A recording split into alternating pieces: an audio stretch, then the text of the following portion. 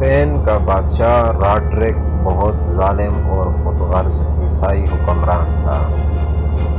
جب اس کو حکمرانی ملی تو اس وقت اس کی عمر 80 سال تھی۔ جنگی لحاظ سے وہ بہت تجربہ کار اور ذہین آدمی تھا۔ عمر کے آخری دنوں میں بادشاہت ملنے کی وجہ سے وہ نہایت مغرور اور خود غرض ہو گیا تھا۔ اسپین میں حکومت کے اپنے رسم و رواج تھے، جس کے آداب میں شامل تھا کہ گورنر، امیر، رئیس، شہر کے حاکم، مشیر اور ان جیسے اہم افراد اپنی اولاد کو جوان ہونے تک شاہی محل میں رکھتے تھے، جہاں شاہی آداب سکھائے جاتے تھے۔ لڑکے بادشاہ اور لڑکیاں ملکہ کی خدمت میں رہتی تھیں۔ ایک دن اسپین کا ایک عیسائی سردار کاؤنٹ جولین افریقہ کے مسلمان گورنر موسیٰ بن نصیر کے دربار میں آیا اور روتے ہوئے التجا کی، اے مسلمانوں کے بہادر حاکم، میری مدد کرو، مجھے میرے بادشاہ نے برباد کر دیا ہے، وہ میری عزت کا دشمن ہو چکا ہے، براہ مہربانی میری مدد کریں۔ موسیٰ بن نصیر نے نہایت اطمینان سے کہا، جولین، تم اپنے حالات نہایت سکون سے بتاؤ، تمہاری ہر ممکن مدد کی جائے گی۔ موسیٰ بن نصیر نے کاؤنٹ جولین کو تسلی دیتے ہوئے کہا، اب تم ہماری پناہ میں ہو اور جو شخص ہماری پناہ میں آ جاتا ہے اس کی حفاظت کرنا ہمیں خوب آتا ہے۔ جولین نے فریاد کی، مسلمانوں کے گورنر، آپ فوراً اسپین پر حملہ کریں، وہاں کے لوگ آپ کی دل سے مکمل حمایت کریں گے، ان لوگ کو ظالم حکمران سے نجات دلائیں۔ موسیٰ بن نصیر نے کاؤنٹ جولین سے اصل بات پوچھی کہ راڈرک اتنا ظلم کیوں کرتا ہے اور تم کو اس سے کیا خوف ہے؟ جولین نے بتایا، چونکہ اس کے علاقے میں تمام عہدیدار اپنی اولاد کو شاہی محل میں بھیج دیتے ہیں تاکہ وہ شاہی آداب سیکھ سکیں۔ اس نے بتایا کہ میری بیٹی فلورینڈا نے شاہی محل میں پرورش پائی تھی، اصولی طور پر راڈرک کو اسے بیٹی سمجھنا چاہیے تھا، مگر اس 80 سالہ بوڑھے نے اس سے شادی کرنے کا اعلان کر دیا ہے۔ میں اس طاقت حکمران کا مقابلہ نہیں کر سکتا، اس لیے میں نے ایک کامیاب چال چلی اور راڈرک کے دربار میں حاضر ہو کر درخواست کی کہ میری بیوی اپنے بیٹی فلورینڈا کی جدائی میں سخت بیمار ہے، وہ مرنے سے پہلے اپنی بیٹی کو ایک نظر دیکھنا چاہتی ہے۔ ظالم راڈرک نے میری بات کا یقین کر لیا اور میری بیٹی کو میرے ساتھ جانے کی اجازت دے دی۔ میں اپنی بیٹی کو اس ظالم بوڑھے حکمران سے چھڑا کر ایک محفوظ قلعے میں لے آیا ہوں، جہاں میری بیٹی نے اپنے اوپر ہونے والے تمام ظلم کی داستان سنائی، جس کو سن کر مجھے اس ظالم کا وجود اس زمین پر بوجھ لگنے لگا۔ میں اپنی بیٹی کے ساتھ ساتھ اس ظالم کا شکار ہونے والے تمام لوگوں کی مدد کرنے کی نیت سے آپ کے پاس آیا ہوں۔ اے مسلمانوں کے بادشاہ، ہماری مدد کرو۔ موسیٰ بن نصیر اپنے قریبی ساتھیوں سے مشورہ کیے بغیر اسپین پر حملہ نہیں کرنا چاہتا تھا، لیکن اسے یہ بھی علم تھا کہ اللہ تعالیٰ کی مظلوم مخلوق کو تنگ کرنے والے کی کیا سزا ہونی چاہیے۔ اس لیے موسیٰ بن نصیر نے اپنے قریبی ساتھیوں سے مشورہ کر کے دربار خلافت کی طرف ایک تیز رفتار قاصد بھیجا تاکہ وہ جنگ کی اجازت لے کر فوراً واپس آ جائے۔ کاؤنٹ جولین نے موسیٰ بن نصیر کو یہ بھی یقین دہانی کروائی کہ اگر مسلمانوں نے اسپین پر حملہ کیا تو وہ قلعہ سبتا کی چابیاں مسلمانوں کو دے دے گا۔ قلعہ سبتا بہت اہم قلعہ تھا، اس کو یورپ کی چابی بھی کہا جاتا تھا۔ یہ قلعہ اتنا مضبوط تھا کہ اس کی دیواروں کو بھاری سے بھاری وزن بھی کوئی نقصان نہیں پہنچا سکتے تھے۔ موسیٰ بن نصیر نے کاؤنٹ جولین کو ہر ممکن تعاون کی یقین دہانی کروائی اور دربار خلافت میں روانہ کیے ہوئے قاصد کی واپسی کا انتظار کرنے لگا۔ اس وقت ولید بن عبد الملک مسلمانوں کے خلیفہ تھے۔ موسیٰ بن نصیر نے اپنے خاص بندوں کو اسپین کے حالات جاننے کے لیے بھی بھیجا تاکہ کاؤنٹ جولین کی باتوں کی سچائی معلوم ہو سکے۔ اگر اسپین کے حالات واقعی بہت خراب ہیں تو پھر پوری تیاری کے ساتھ اسپین پر حملہ کیا جانا چاہیے۔ اس طرح اسلام کو اسپین تک پھیلایا جا سکتا ہے اور ظالم کے ظلم کا شکار مجبور لوگ بھی نجات پا لیں گے۔ اسپین پر کئی سو سال تک کسی نے حملہ نہیں کیا تھا۔ اسپین کے حکمران سمجھتے تھے کہ ان کے پاس ایسی طاقت ہے جس وجہ سے کوئی بھی ان پر حملہ کرنے کا سوچ نہیں سکتا۔ پھر وہاں کی آب و ہوا بھی کچھ ایسی تھی کہ غیر ملکیوں کو راس نہیں آتی تھی، اس لیے اسپین پر حملہ کرنے کی کسی کو ضرورت نہیں تھی۔ لہذا اسپین کے لوگ خود کو غیر ملکی حملے سے محفوظ سمجھتے تھے اور دفاعی انتظامات پر کوئی خاص توجہ نہیں دیتے تھے۔ موسیٰ بن نصیر نے خلیفہ اسلام کو اسپین پر حملے کی اجازت دینے کی درخواست تو کر دی تھی، مگر انہیں حالات اسپین پر حملہ کرنے کی اجازت نہیں دے رہے تھے، کیونکہ سندھ میں راجہ طاہر نے مسلمانوں کو قید کر لیا تھا اور خلیفہ اسلام کے لیے آنے والے طائف سے بڑے بحری جہاز بھی لوٹ لیے تھے۔ راجہ طاہر سے مقابلہ کرنے کے لیے ان دنوں محمد بن قاسم کی سربراہی میں اسلامی فوج دمشق سے سندھ روانہ ہو چکی تھی۔ اس لیے موسیٰ بن نصیر کے دل میں خیال آیا کہ خلیفہ اسلام اسپین پر حملہ کرنے کی اجازت نہیں دیں گے، مگر جب خلیفہ اسلام کو ساری صورتحال کا علم ہوا تو انہوں نے جواب دیا، مظلوم کی حمایت کرنا ہمارا دینی فریضہ ہے۔ کاؤنٹ جولین نے ہم سے مدد طلب کی ہے، اس لیے اس کی مدد ضرور کی جائے۔ خلیفہ اسلام ولید بن عبد الملک نے اس مہم کے لیے موسیٰ بن نصیر کو فوجی مہم کا مکمل اختیار دے دیا۔ موسیٰ بن نصیر کی سوچ کے برعکس خلیفہ اسلام کے جواب نے انہیں حیران کر دیا۔ اجازت ملتے ہی انہوں نے اسپین پر حملہ کرنے کی تیاری شروع کر دی۔ ہر سپاہی اس مارکے پر جانے کے لیے تیار ہو گیا اور ان کا سینہ جوش سے بھر گیا۔ ہر سپاہی اسپین کے خلاف لڑنے پر خوشی سے راضی ہو گیا۔ سب کا خیال تھا اس مارکے کے لیے کوئی بڑا لشکر بھیجا جائے گا، مگر اسپین کے طاقتور بادشاہ کا مقابلہ کرنے کے لیے صرف 7,000 سپاہی بھیجنے کا فیصلہ کیا گیا۔ طاقتور اور اجنبی ملک کے مقابلے میں صرف 7,000 سپاہی بظاہر بہت کم تھے، مگر موسیٰ بن نصیر نے یہ 7,000 سپاہی ایسے چنے تھے جو بہادری اور وفاداری میں اپنی مثال آپ تھے۔ اب سوال یہ پیدا ہوا کہ 7,000 سپاہیوں کی قیادت کس کے ذمہ آئے گی؟ اسلامی فوج میں سینکڑوں تجربہ کار اور دلیر سپاہ سالار موجود تھے، جنہوں نے موسیٰ بن نصیر سے درخواست بھی کی کہ اس مارکے میں انہیں بھیجا جائے۔ خود ان کا سگا بیٹا اس موقع پر سالاری کا امیدوار تھا، مگر موسیٰ نے اس موقع پر ایسا فیصلہ کیا جو تاریخ میں انوکھا فیصلہ تھا۔ انہوں نے اسپین کو فتح کرنے کے لیے 7,000 سپاہیوں کے لشکر کا قائد ایک ایسے شخص کو بنایا جو نو مسلم، بربر اور آزاد کردہ غلام تھا۔ وہ غلام خود اس فیصلے پر حیران رہ گیا۔ اس خوش نصیب انسان کا نام طارق بن زیاد تھا۔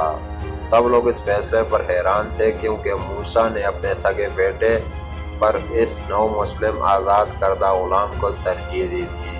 بے شک اسلام میں انسانی وقار کی یہ لاجواب مثال تھی۔ موسیٰ بن نصیر نے طارق بن زیاد کے نائب کا عہدہ مغیث رومی کو دیا، جو عمر میں طارق بن زیاد سے بڑے اور خاندانی مسلمان تھے۔ انہیں اندازہ تھا کہ طارق بن زیاد کی نظر بہت بلند اور مستقل مزاج ہے۔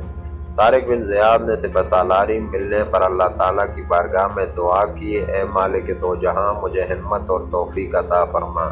جو ذمہ داری مجھے دی گئی ہے اس کو پورا کرنے کی ہمت دے، آمین۔ طارق بن زیاد کو اسپین پہنچنے کے لیے سمندر پار کرنا تھا۔ تمام سپاہی اپنے سپہ سالار کی قیادت میں سمندر کا سینہ چیرتے ہوئے منزل کی طرف روانہ ہو گئے۔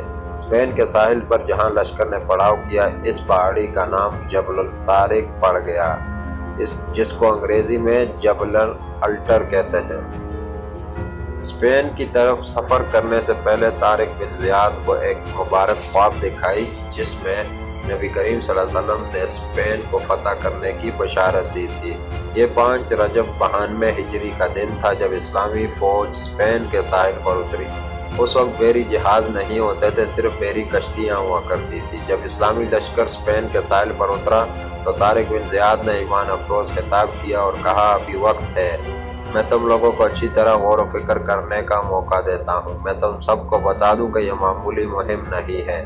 ہم یہاں پر اجنبی ہیں، یہاں کے راستوں کا ہمیں علم نہیں ہے، ہر طرف مختلف مشکلات پیش آ سکتی ہیں۔ ہم تعداد میں بہت کم ہیں جبکہ عیسائیوں کے پاس بھاری جنگی سامان ہے۔ میں تم پر سختی نہیں کرتا، اچھی طرح سوچ لو اور فیصلہ کر لو۔ ابھی وقت ہے، تم میں سے جو واپس جانا چاہتا ہے وہ چلا جائے۔ اسلامی لشکر ایمانی جذبے سے بھرپور تھا، ارادے مضبوط تھے۔ طارق بن زیاد نے اپنے سپاہیوں کا حوصلہ بلند دیکھا تو اس نے شجاعت اور حکمت عملی کی انمول مثال قائم کی۔ لشکر اسلامی کے سپہ سالار نے نہایت حوصلے سے حکم دیا کہ جن کشتیوں پر سوار ہو کر ہم یہاں آئے ہیں ان سب کو آگ لگا دی جائے۔ اسلامی لشکر نے اپنے سالار کے حکم پر کسی بھی قسم کا اعتراض نہ کیا اور فوراً تمام کشتیوں کو آگ لگا دی۔ دیکھتے ہی دیکھتے تمام کشتیاں جل کر راکھ بن کر سمندر کے پانی میں ڈوب گئیں۔ طارق بن زیاد نے اپنے سپاہیوں کو واپس جانے کا موقع تو دیا تھا، مگر تمام لوگ جہاد کے جذبے سے یہاں آئے تھے، اس لیے انہوں نے واپس جانے کے بجائے لڑنے کو ترجیح دی۔ طارق بن زیاد نے اپنے سپاہیوں سے کہا، ہم اس اجنبی سرزمین پر فتح کا مقصد لے کر آئے ہیں، ہمیں فتح ضرور حاصل ہوگی، ہمیں کسی بھی موقع پر حوصلہ نہیں ہارنا، بلکہ ان ظالم عیسائیوں کے خلاف جہاد کرنا ہے جنہوں نے انسانیت پر ظلم کی انتہا کر دی ہے، مظلوموں پر ظلم کے پہاڑ توڑ دیے۔ انشاءاللہ یہاں فتح حاصل کرنے میں اللہ تعالیٰ ہماری مدد فرمائے گا۔ ہم نے واپسی کے تمام راستے اور ذریعے بند کر دیے۔ اپنے سپہ سالار کا خطاب سن کر اسلامی لشکر کے سپاہیوں کو ایک نیا ولولہ اور جذبہ ملا۔ کشتیاں جلانے کا فیصلہ طارق بن زیاد کی شجاعت کی عکاسی کے ساتھ ساتھ ان کی ذہانت کا بھی ثبوت تھا، کیونکہ وہ جانتے تھے کہ ان کے لشکر کی تعداد بہت کم ہے، کہیں وہ عیسائیوں کی فوج کی بھاری تعداد دیکھ کر گھبرا نہ جائے۔ اس لیے انہوں نے واپسی کے لیے کوئی راستہ نہ چھوڑا تاکہ شہادت کا جذبہ لے کر آنے والے سپاہی اپنے نیک مقصد میں کامیاب ہو سکے۔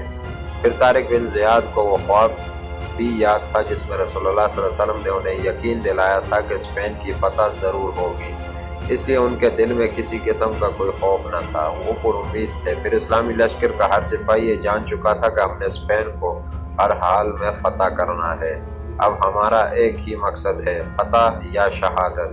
ابھی طارق بن زیاد ارد گرد کے ماحول اور خوبصورت منظر کو دیکھ رہا تھا جس سے اسلامی لشکر کے دلوں میں اس خطے کی خوبصورتی بس چکی تھی۔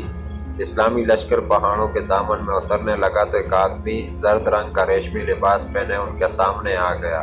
اس کا چہرہ بے چینی پریشانی کی وجہ سے مرجھایا ہوا تھا۔ اس کو دیکھ کر اسلامی لشکر کے سالار اعظم طارق بن زیاد چلتے چلتے رک گئے۔ انہوں نے اپنے قریبی ساتھی اور مشیر مغیث الرومی جو عیسائی سے مسلمان ہو چکا تھا سے کہا، یہ آدمی عیسائی لگتا ہے۔ مغیث الرومی نے آنے والے آدمی کو غور سے دیکھا اور ہاں کا اشارہ کر دیا۔ طارق بن زیاد نے اس سے کہا کہ وہ آدمی کے پاس جائے اور اس کے آنے کا مقصد پوچھے۔ مغیث الرومی نے آنے والے شخص کی جانب بڑھا اور اس سے تھوڑی دیر بات چیت کر کے اس کو اپنے ساتھ لے کر اپنے سالار اعظم کے پاس آیا۔ طارق نے سوالیہ نظروں سے اس آدمی کی طرف دیکھا تو اس نے ہاتھ جوڑ کر کہا، میں ایک درخواست لایا ہوں، اگر آپ میری مدد کریں تو آپ کا مجھ سمیت پوری انسانیت پر احسان ہوگا۔ طارق بن زیاد نے مسکراتے ہوئے اس سے کہا، اپنی ساری بات کھل کر بتاؤ، کیونکہ مظلوموں کی مدد ہی کے لیے ہم یہاں آئے ہیں۔ آنے والے آدمی نے اپنا نام امامن بتایا اور نہایت غمناک آواز میں کہا، میں عیسائی ہوں، ہمارے ظالم بادشاہ راڈرک کے ساتھیوں نے میری ساری دولت چھین لی، انہوں نے میری دولت لوٹنے کے بعد میری اکلوتی بیٹی کو بھی اغوا کر لیا ہے۔ یہ کہہ کر امامن کی آواز بھرا گئی اور اس کی آنکھوں سے آنسو جاری ہو گئے۔ طارق بن زیاد اپنی جگہ سے اٹھا اور آگے بڑھ کر امامن کے کندھے پر ہاتھ رکھتے ہوئے کہا، امامن تم غم مت کرو، ہم تمہاری بیٹی کو ظالموں سے ضرور آزاد کروائیں گے، مگر اس سے پہلے مجھے اپنے بادشاہ راڈرک کے کردار اور رویے کے متعلق کچھ بتاؤ۔ امامن نے طارق بن زیاد کی تسلی آمیز گفتگو سن کر کہا، اے نیک مسلمان، جب سے ظالم بوڑھے نے اس ملک کی بادشاہت سنبھالی ہے تب سے کسی کی جان اور مال اور عزت محفوظ نہیں رہی۔ اس نے ظلم و ستم کا بازار سجا رکھا ہے، وہ جوان لڑکیوں کو اغوا کرواتا ہے۔ طارق بن زیاد نے امامن کی بات سنی اور بولا، راڈرک کی عمر کتنی ہے؟ امامن نے کہا، 80 سال کے قریب کا ہوگا، قبر میں ٹانگے ہیں مگر ظلم کی انتہا کر رہا ہے۔ طارق بن زیاد نے امامن کی پوری بات سنی اور کچھ سوچتے ہوئے بولا، کیا تمہاری بیٹی کو راڈرک کے ساتھی ورغلا کر لے گئے ہیں یا اس کو زبردستی لے گئے؟ امامن نے ہاتھ جوڑ کر روتے ہوئے کہا، اے نیک دل سپاہی، میری معصوم بیٹی مجھے پکارتی رہی مگر وہ غنڈے اس کو زبردستی ساتھ لے گئے۔ میں نے اپنی بیٹی کو ان کے چنگل سے چھڑوانے کی کوشش تو کی تو انہوں نے مجھے زور سے دھکا دیا کہ میں دیوار سے جا ٹکرایا اور گر کر بے ہوش ہو گیا۔ ان ظالموں نے میرے گھر میں سارا سامان لوٹ لیا اور میری بیٹی کو اپنے ساتھ لے گئے۔ مجھے اپنے بیٹی کی فکر کھائے جا رہی ہے، میں اس غم میں ذہنی توازن کھو رہا ہوں، آپ کو اپنے پیاروں کا واسطہ میری ضرور مدد کرے۔ یہ کہہ کر امامن زور زور سے رونے لگا۔ طارق بن زیاد نے آگے بڑھ کر اسے گلے لگایا اور تسلی دیتے ہوئے کہا انشاءاللہ بہت جلد تمہاری بیٹی مل جائے گی۔